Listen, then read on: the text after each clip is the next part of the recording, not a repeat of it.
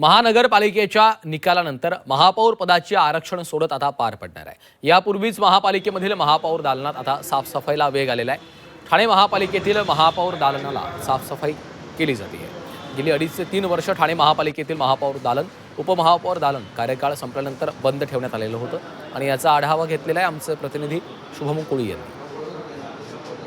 29 महानगरपालिकांचा निकाल लागलेला आहे आणि या निकालानंतर आता महापौर कोण हा फैसला देखील काही दिवसातच होणार आहे। परंतु यापूर्वीच आपण पाहिलं तर जे महानगरपालिकेमधील महापौर दालन आहेत त्याच्या दालनाची सफाई सध्या करण्यात येत आहे। सध्या मी आहे ठाणे महानगरपालिकेमध्ये आणि या ठाणे महानगरपालिकेमध्ये देखील आपण पाहिलं तर गेली 3 ते 4 वर्ष जे आहेत हे महापौरांचं जे कॅबिन आहे ते बंद होतं आणि आता निवडणुकीच्या निकालानंतर महापौर कोण हा फैसला होणार आहे। आणि या फैसलापूर्वीच आपण जर पाहिलं तर ह्या महापौर दालनाची साफसफाई जी आहे ती मोठ्या प्रमाणामध्ये करण्यात येत आहे। कारण मागील अनेक वर्षांपासून हे महापौरचं जे कॅबिन आहे, हे दालन आहे ते बंद स्वरूपामध्ये होतं आणि आता काही दिवसातच चित्र जे आहे ते स्पष्ट होणार आहे। आणि यापूर्वीच आपण पाहिलं तर मोठ्या प्रमाणामध्ये साफसफाईला जो आहे तो ठाणे महानगरपालिकेच्या महापौर दालनाला जो आहे तो वेग आलेला आहे। मागील काळामध्ये आपण पाहिलं तर नरेश म्हस्के असतील, मीनाक्षी शिंदे असतील, त्यांनी जे आहे ते हे महापौर पद भूषवलं होतं आणि त्यानंतर आता ठाणे महानगरपालिकेमध्ये आपण पाहिलं तर शिवसेना असेल, भाजप असेल,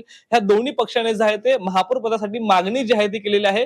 ठाण्यामध्ये शिवसेनेने जरी एखादी सत्ता मिळवली असली तरी भाजपने देखील 2.5 वर्षामध्ये जे आहे ते काही प्रमुख पदांची मागणी जी आहे ती केलेली आहे। त्याचमुळे आता येणाऱ्या काळामध्ये ह्या महापौर पदाचा तिढा ठाणे महानगरपालिकेमध्ये कशा प्रकारचा सुटेल हे पाहणं महत्त्वाचं असणार आहे। शुभम कोळी, झी मीडिया, ठाणे।